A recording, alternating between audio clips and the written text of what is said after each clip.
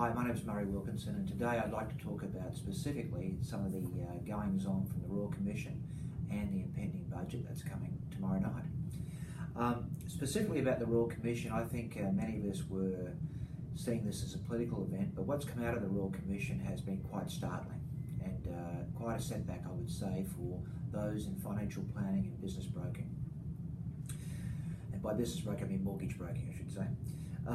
I think having viewed some of the tapes from seeing CBA, AMP, Westpac, with the industry funds yet to go on the stand, it's become quite obvious to me that while we have a lot of regulations in this profession, it's a question of enforcement and it's a question of best interest.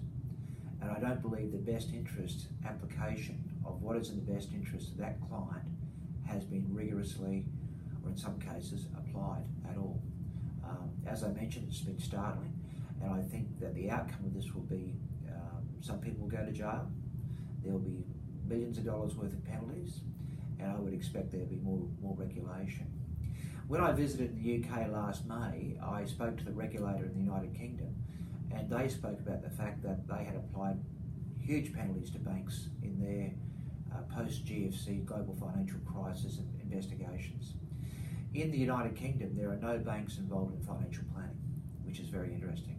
And I'm not saying or trying to crystal ball, but I would expect that a lot of the banks will actually exit this space, because the risks are too high, and essentially it requires personal, tailored advice, which is in the best interest of every client who comes across your desk.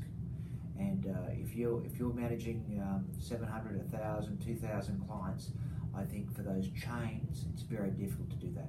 So watch that space. Personally, I think the mortgage broking model is also be under review. I think it's currently broken. I don't think paying people a commission based on the size of the loan you actually sell is in the best interest of clients.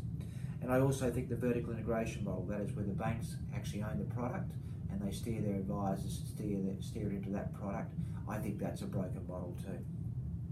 So, going forward, what's it about? Well, we revisited at Future to Gen our mission statement recently, and I'm pleased to say that unanimously we agreed that our mission is to continue to provide the tools to enable our clients to feel secure about their future and have the confidence to actually make those dreams come true.